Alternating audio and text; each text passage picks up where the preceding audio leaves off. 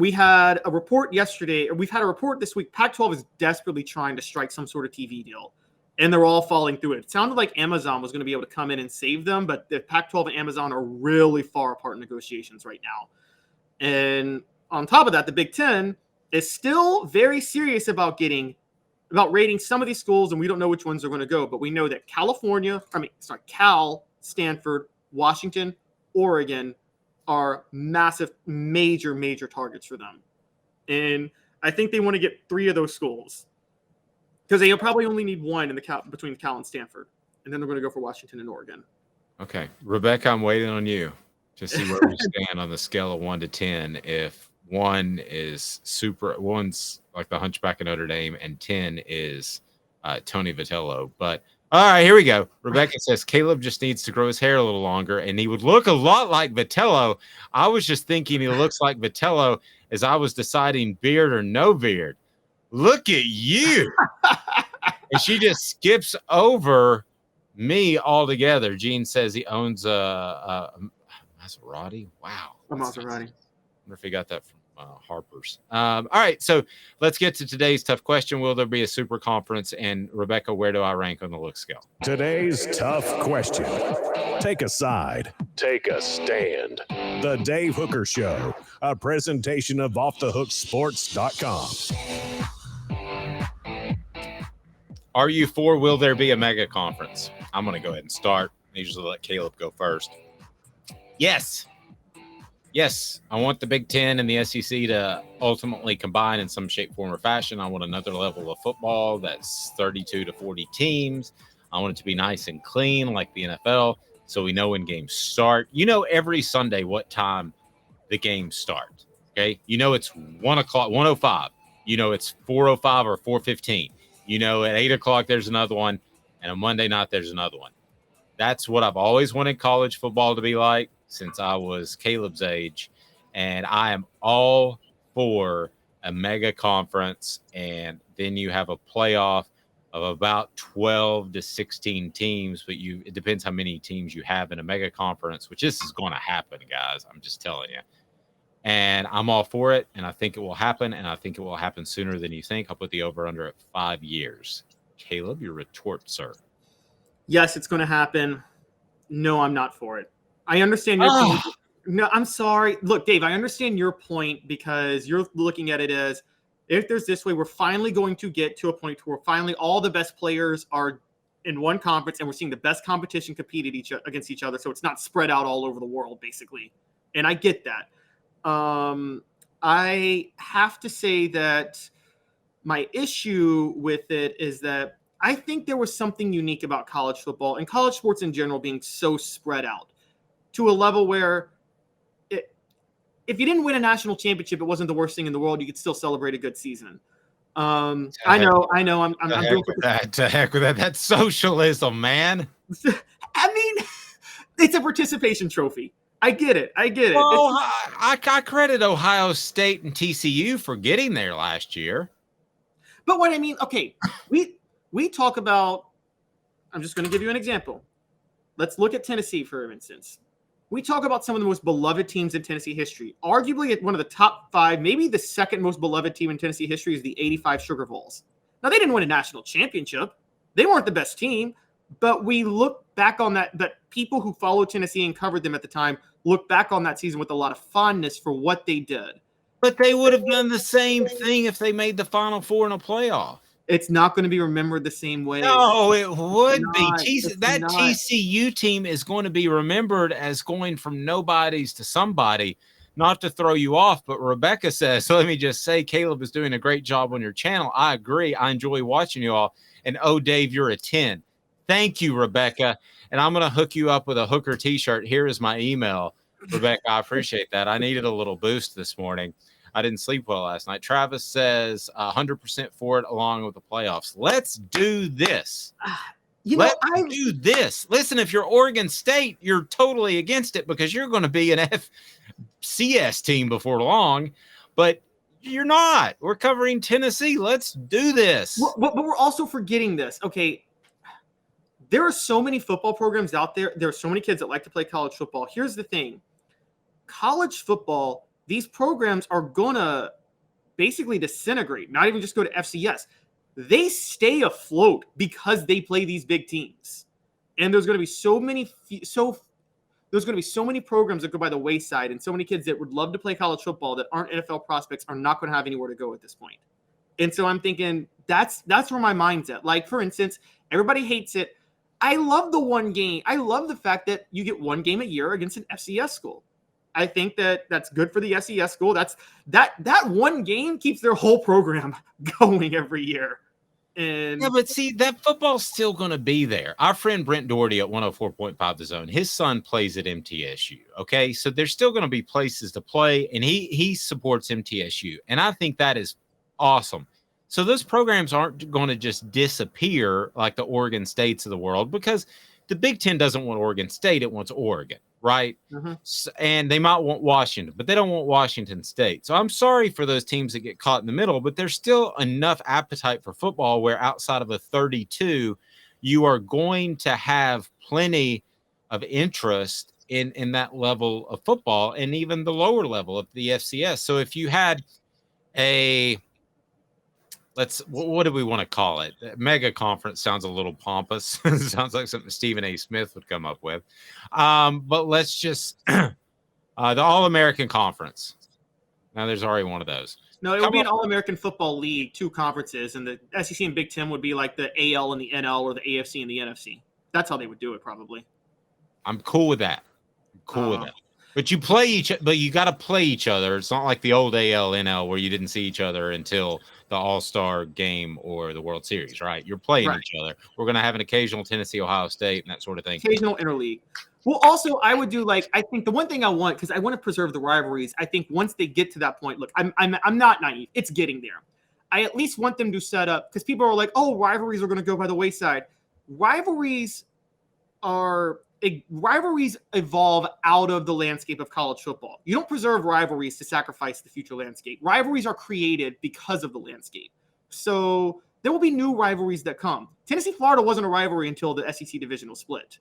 And so I get that. And rivalries are going to have to go by the wayside, and you're going to hear me pound the other side of the drum and say that, you've got to keep rivalries like Tennessee, Alabama, and Georgia and Auburn. But if we're willing to make this major step, then you don't have to do that. Elias says it's going to be a league. NCAA becomes a non-entity in football. That is even better. I love Elias. And I'm just all for this. Okay, and I'm ready. I'm with you. I'm saying I hope that they separate. Like, I hope the Big Ten and SEC. I'm guessing that I don't think it's going to be a 32 team. I think it's going to be a 64 team mega league, quite honestly. I think the Big Ten is looking to go. Big Ten is probably going to go 24 teams. I think SEC won't go beyond 20, so maybe 45 team, 44 to 50 team conferences. I think they're going to separate divisions. Each of them are going to create their own divisions that will be like what conferences were back in the day. It'll be like an 8-team division within the conference, and that's all your rivals that you play every year. And I think they'll kind of do it like that, which I guess on a side note, I want to point this out, Dave. Here's what's really interesting. On the other side of the coast, we talked about the Pac-12. The ACC, I don't know if you saw, Clemson and Florida State are very unhappy with the ACC payouts.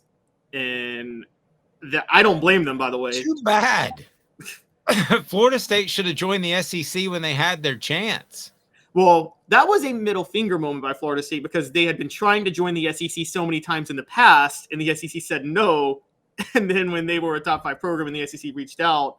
But you're right, they should have. That was a short-sighted move at the time. I'm just saying, this is a big deal going forward. Florida State and Clemson, they're going to do everything they can to get out of the ACC as quickly as possible. No, I agree. And they should. It's horrible. But they signed that terrible contract where they're tied in for the better part of our lifetimes. I mean, it's got like 8 years left. And that's their fault. If Florida State and Clemson get left out and then they're at that second level of football, too bad. Florida State could have joined in 92, and Bobby Bowden came out and said publicly it's too tough. Yeah, Travis just put them in the Big East. No, you know who's going to feel bad about this? Man, Georgia Tech and Tulane, those two leaving the SEC. I don't think they could have seen that going. That was like 80 years ago, wasn't it? Yeah, well, Tulane, it was in the 60s. It was over, funny enough, former Vol, Bobby Dodd. coaching at Georgia Tech was behind them leaving the SEC. But yeah, that's because, by the way, there is nothing in it that I can tell you this right now. The SEC is never taking Georgia Tech or Tulane back. Neither school brings anything to the SEC. Right. I can't wait till you go to SEC Media Days when we interview Greg Sankey, and when you sit around him, you'll realize he is 4 steps ahead of what we're thinking. So I'm just, if we're thinking 40 teams, he's probably thinking 64 teams. If we're thinking add Florida State, Clemson, he's probably thinking Florida State, Clemson, North Carolina, and somebody else. Well, go ahead. It's okay. The problem is, and this is the thing you have to understand. This is the thing you have to. It's not just about the size of the conference. What he has to weigh is, will the school be bringing in more revenue, or will they be spending more money to pay out the school when it comes? Because it doesn't make sense to add like a school that pulls a Vanderbilt, I guess, if that makes sense. Caleb, here's the thing that it's just so obvious to me. I watch YouTube every night. The streaming aspect of it and what we're able to do right here, the money is going to be there. If your team is playing in a college football playoff or playing Vanderbilt, you're going to find that team.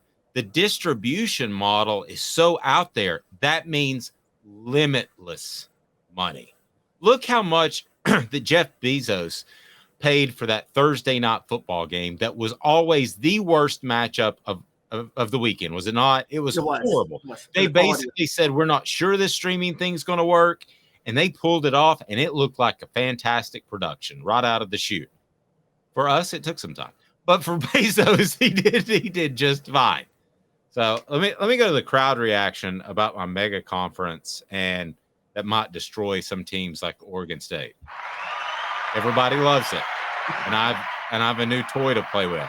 Now, let me go to the reaction from Caleb Calhoun that says that he doesn't want a mega conference. I told you when I got this thing, I'd never play it because it was corny. And what did I do? I want to do some history for a minute, Dave. You know what you are? You're a Federalist. You're John Adams. Okay? I am Thomas Jefferson, where I envision a country where things are spread out and everybody has their own little thing. And you're John Adams, and you want the centralized government. No, when it comes to football, yes. I love LA. I love Manhattan Beach. If I won the lottery tomorrow, I would have a house in Manhattan Beach. I love LA. I would love for football to start at 9 a.m. every day. I love everything about LA, except for the fact that they don't care about football.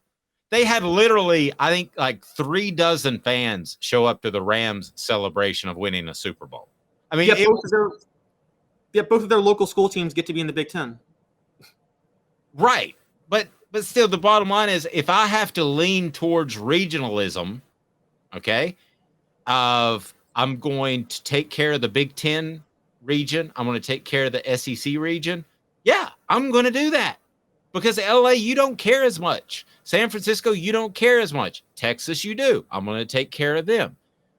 But yes, I don't mind this being more of a regionalized sport. When I was up north just last week, I was reminded that is an NBA town. I saw more Boston Celtics, and we weren't even close to Boston. We were an hour and a half. And you're in that area. You probably see more NBA stuff in a day than I do in a month. That's fine. I'm okay with that. It's regional. But what you're calling for will make it less regional, though, is what I mean. Is what I'm saying. One, the Big Ten is not even going by regions anymore. They're going on TV markets. So. Well, I wouldn't have added USC and UCLA. So that is a bit of a bugaboo in my plan. They should have added Utah. I don't know if you saw the ratings for the Pac-12 championship game, but there were more viewers from Salt Lake City than there were from LA in the Pac-12 championship game last year. And well, I will just say this. When it comes to the national championship game, this has always been the case. I didn't check it this year. The two markets, other than the teams that are actually playing, so if you want to talk about the Final Four, take out Columbus, take out wherever Texas Christian is, take out who am I forgetting? Athens. You take out the teams that are actually playing in their hometowns. You know, the two markets that always dominate in the college football playoff and a national championship game.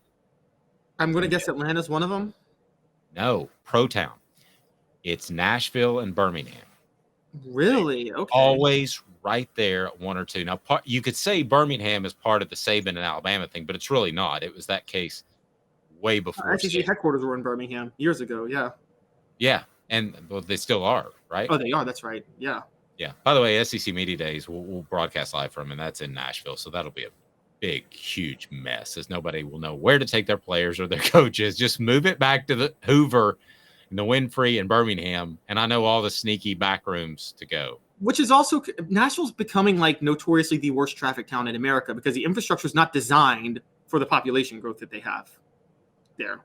Amen, brother. And I don't know wherever they're going to hold it. I don't know the sneaky little hallways to get into all the private rooms that the SEC teams hold. Hooker looking for the private rooms in the sneaky hallways. I am. I walked into one, and Michael Bennett, who's the sports information director at LSU, said, "Hey, Dave, how are you?" I said, "I'm great, Michael." And then Ed Orgeron goes, "What's up, Hook?" And I was in. So I got my exclusive with Joe Burrow and Ed Orgeron while everybody else is downstairs elbowing each other. And Ed Orgeron is probably like, this wasn't what I was thinking when I said I was going to meet a Hooker. And I walked away and thought to myself, I cannot imagine him hoisting a national championship trophy. And I was dead wrong. Have a fantastic day, everyone. But I did say the Joe Burrow kid is something special based off a conversation. Without seeing him play, that's one of the few times I've ever walked away and said the Joe Burrow kid is something special. He's kind of the John Moran of the NFL, though, right now, meaning maybe not him, but the Bengals just talking a lot, and they haven't won anything yet, so they might need to dial it back. I think kind of like Tennessee baseball. Oh, gotta win.